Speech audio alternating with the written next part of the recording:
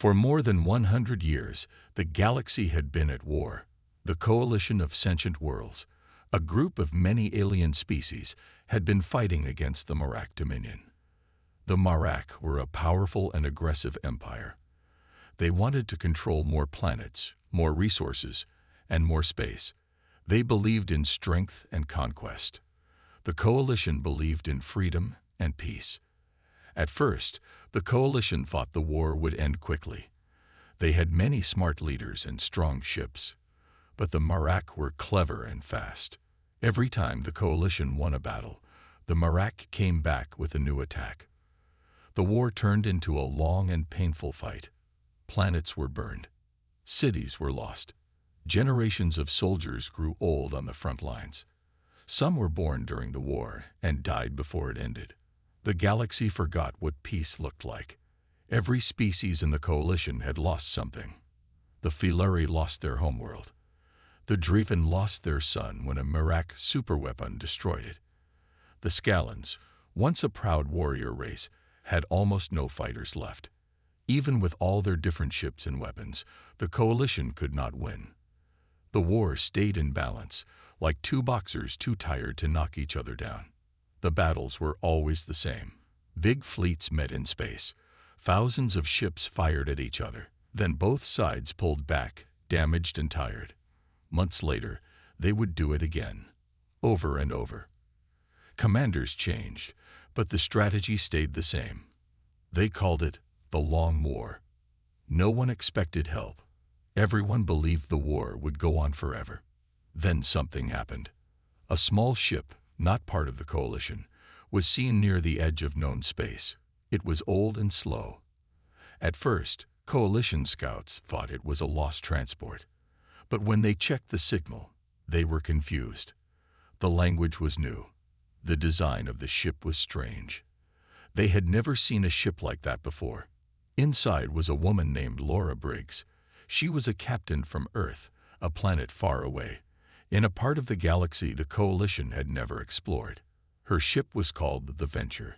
She had come to explore space, not join a war. But she had picked up distress signals and followed them. She met the coalition scouts and shared her story. The scouts sent her message back to the main fleet. High Command was curious. They invited her to speak to them. When she arrived at a coalition base, she was surprised. She had never seen so many different species in one place. Some had feathers. Others had metal skin. Some floated in tanks. They all stared at her, wondering what a human was. She told them about Earth, about humans, about their machines, their history, and their love of solving problems. The coalition listened politely. They were tired. They didn't think one small planet could change anything. But they were kind, and they asked if Earth wanted to help. Laura said she would send a message home. Maybe Earth would answer. Maybe not, but she wanted to help. She had seen the destruction. She had heard the sadness in the voices of the soldiers. She could not walk away. So Earth received the message. Leaders met in quiet rooms. They'd watched the videos Laura had sent. They saw the broken planets and burned cities. And then, they made a choice. They would help. No one in the galaxy knew what that would mean. Not yet. But soon, they would. The Long War was about to meet something new. Humanity. Captain Laura Briggs waited on the station called Haven Point. It was a large space base built by the coalition. From her window, she could see hundreds of ships coming and going. Some were small, others were as big as cities. All of them were made for war. She had been there for 2 weeks. The coalition had sent messages to Earth, telling them about the war, the enemy, and what help they needed. Now, everyone waited for Earth's answer. Some people thought humans would be too afraid. Others said humans were too far behind in technology. But Laura believed in her people. One morning, a signal came through. It was short, clear, and full of energy. Earth had responded. A group of human ships was on the way. They were coming to join the coalition. The officers on the station looked surprised. Some of them smiled. Others looked unsure.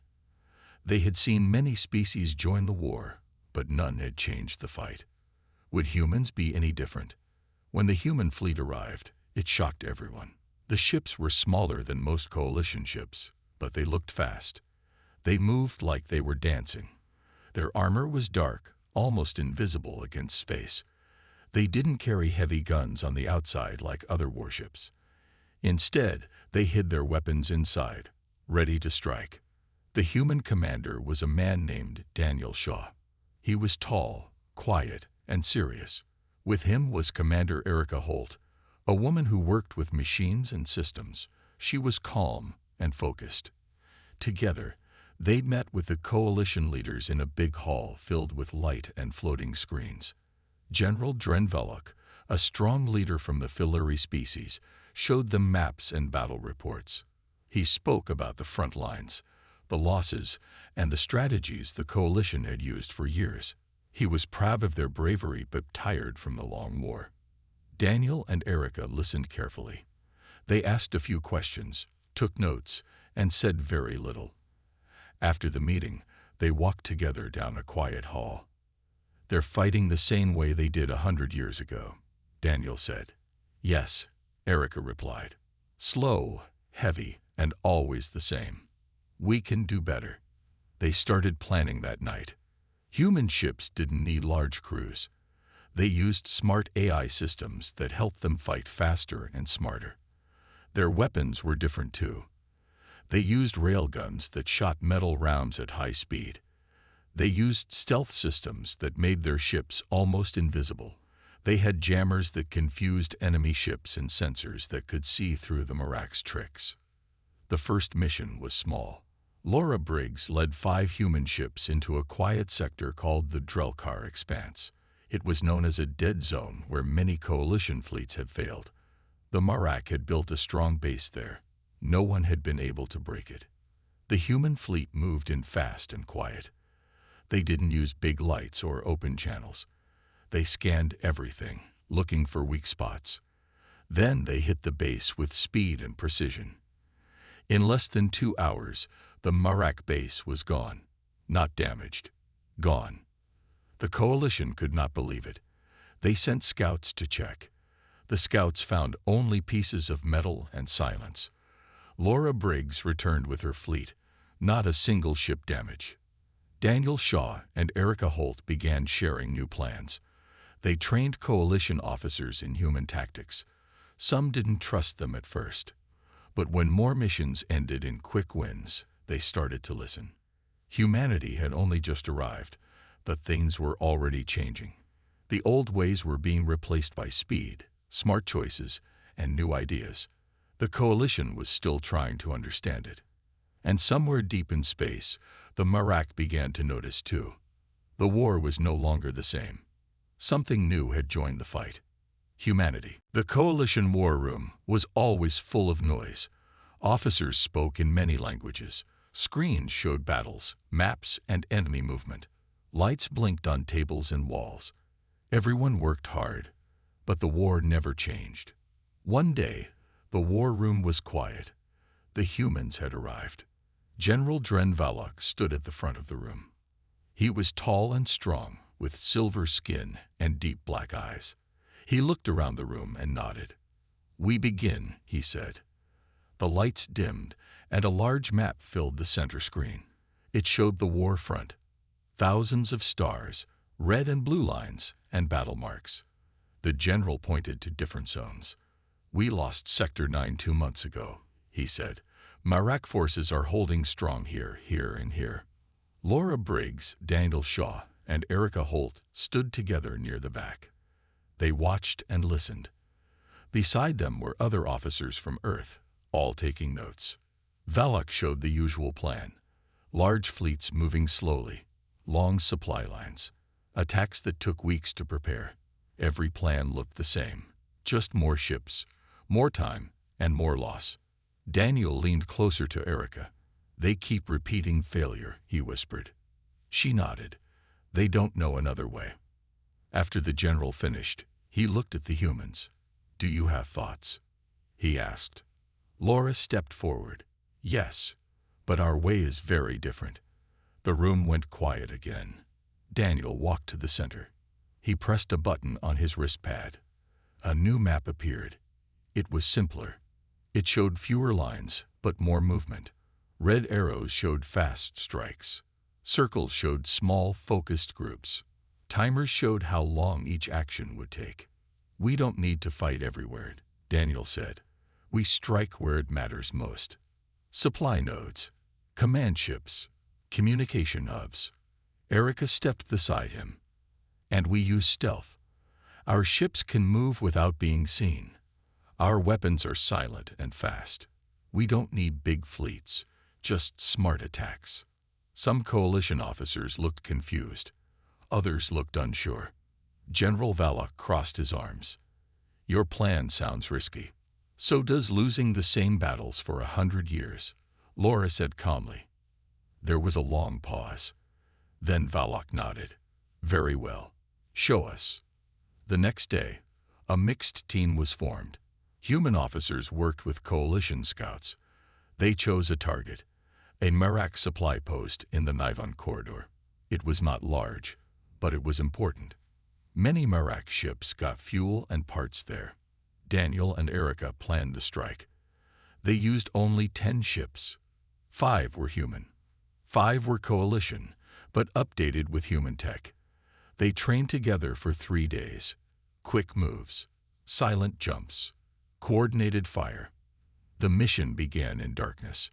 The human ships led the way, their engines quiet and cold. They moved through asteroid fields and dust clouds. Merak sensors did not see them. At the exact second, the fleet attacked. Railguns fired. Jammers lit up. Enemy ships lost power. The supply station tried to fight back, but it was too late.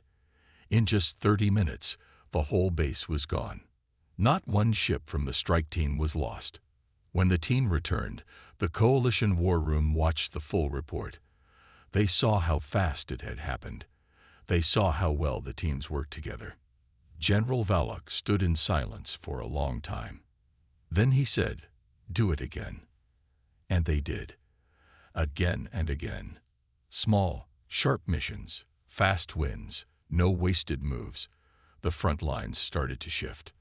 For the first time in years, the Merak lost ground.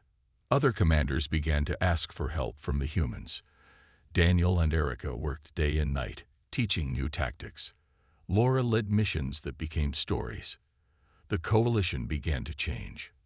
The war room was still busy, but now it felt different. People had hope. They believed something new was happening, something that could finally end the war. Humanity had not come to play by old rules. They had come to win. The humans called it the turning point. After weeks of fast attacks and small victories, things began to change quickly. The Merak started to lose important bases. Their ships were slower and confused. Their leaders didn't understand how the humans were moving so fast. Captain Laura Briggs led another mission deep into enemy space. This time, her team went after a command station in the Jellern Belt. It was protected by heavy guns and patrol ships. Coalition fleets had tried to take it before, but all had failed. Laura's team used a new plan. They moved in from 3 directions at once, using fake signals to trick the Merak sensors. Inside the command station, the Merak officers saw strange readings. They thought it was just space dust or broken equipment. But by the time they realized it was an attack, it was too late. Human ships dropped out of stealth, fired in perfect order, and vanished again. The battle lasted only 15 minutes. The station exploded, sending fire and metal into space. Daniel Shaw watched the battle from the command center back at Haven Point. He stood with General Valak and other leaders. Everyone stared at the screen. They were quiet. "That was clean," said Valak. "Too clean." Daniel smiled a little. "That's the goal." Erica Holt had been working on something new, a special kind of virus built for machines. The virus was designed to attack Merak computers, not to shut them down, but to make them confused, turn their own weapons inward, send fake orders to their ships, mix up their targets. She worked with engineers from the Coalition to deliver the virus. They tested it first on old Marak tech taken from battle sites. It worked better than they had hoped. Now, they were ready to use it. The next mission used the virus for the first time. Erica sent it into a Marak fleet system through a stealth probe. At first, nothing seemed to happen. Then the Marak ships started turning. Some fired at each other. Others flew in circles. One even crashed into a moon. The Coalition fleet moved in and took control in minutes. No shots were fired by humans. The virus had done all the work. Word spread fast. Commanders across the Coalition began to ask for human tech. They wanted the jammers, the railguns, the stealth drives. But more than that, they wanted to learn. They asked for training, for guides, for help. Daniel and Erica set up a new training center on Haven Point. They called it the Edge. Officers from every species came there to learn. It was busy day and night. Some didn't believe in the new ways at first, but after seeing the results, they changed their minds. The humans taught more than how to fight. They taught how to think differently. Fast, smart, focused. One young Scallan pilot said, "We always tried to fight like rocks. Now we fight like lightning." In the middle of all this, the Marak began to panic. Their leaders sent new orders. They pulled back from some zones. They built bigger defenses, but nothing worked. The humans always found a way through. Captain Briggs returned from another mission. She sat alone in her room for a while. She looked at photos of Earth, forests, oceans, cities. She missed it. But she knew they were doing something important here. She sent a message to her team. "We're not here just to fight. We're here to finish it." The war was no longer endless. Now it had a direction, a purpose. The old way was over. The humans brought something new. Not just weapons. Not just speed. They brought solutions. And the galaxy began to see it. The Marak High Command met in a dark chamber deep inside one of their strongest worlds. The walls were made of metal and stone, covered in glowing symbols. The leaders sat in silence, their sharp eyes watching a screen that showed maps filled with red and blue lights. The red lights were Marak forces. The blue lights were the Coalition. Every day, more red lights disappeared. One of the leaders hissed, "This should not be happening. We are stronger." Another replied, "We were stronger. Now they are faster, smarter." "They have help," said the third. The humans. The Marak had never feared other species, but now they were afraid. The humans did not fight like anyone else. They did not follow the old rules. They used speed, surprise, and strange machines. The Marak had no answers. Back on Haven Point, Daniel Shaw and Erica Holt studied the next step. They stood before a large table with maps and data. Laura Briggs joined them. "There's one thing left," Daniel said. "The Marak Main Command Fleet." It was the largest force the enemy had. Dozens of capital ships, guarded by fighters and destroyers. It stayed deep behind enemy lines. No one had ever touched it. "If we take it out," Erica said, "the war ends." Laura nodded. "Then let's end it." The humans planned something new. They called it Operation Final Light.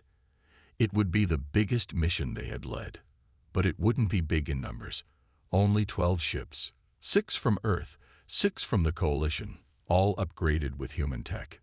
The plan was simple but risky.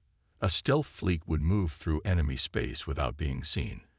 They would reach the Marak command fleet and strike fast, destroying the leaders and their network. General Valak agreed to the plan. "If this works," he said, "you will change the galaxy." The fleet left at night. No lights, no signals, just shadows in the dark. The trip took 2 days. They moved through dead zones, asteroid fields, and old battle sites. As they got close, Laura sat in her command chair. Her ship, the Nightfall, was leading the group. She looked calm, but her mind was sharp. "Are the systems ready?" she asked. "All green," her officer replied. Weapons, stealth, and jammers are online. Erica's voice came through the channel. Virus is loaded. Targeting their comms first. Daniel added, strike time in 6 minutes. Let's do this. The Marak fleet floated in the dark, unaware. Then the humans attacked. It started with silence. Then lights flashed across the command ships. The virus hit their systems, turning their orders into noise. Some ships stopped moving. Others turned their guns the wrong way. Laura's fleet fired railguns, each shot hitting with perfect aim. One by one, the Marak ships fell. Explosions lit the sky. The enemy tried to fight back, but they couldn't tell where the attacks were coming from. In less than 40 minutes, it was over. The Marak command fleet was gone. Laura sat in silence. She looked at the screen. No enemy signals, just the stars. Daniel's voice came through. We did it. Back at Haven Point, cheers filled the war room. Officers from every species hugged, laughed, and cried. For the first time, they saw an end. General Valok sent a message to the fleet. You have done what no one else could. The war is nearly over. Prepare for peace. Across the galaxy, Marak ships stopped fighting. Some surrendered. Others fled. Their leaders were gone. Their plans were broken. On Earth, people watched the news with wide eyes. They had sent help, and now their sons and daughters had saved millions. Laura looked at her crew. This is why we came, she said. Not just to fight, to finish it. The mission was complete. But one question remained. What comes after the war? The war was ending.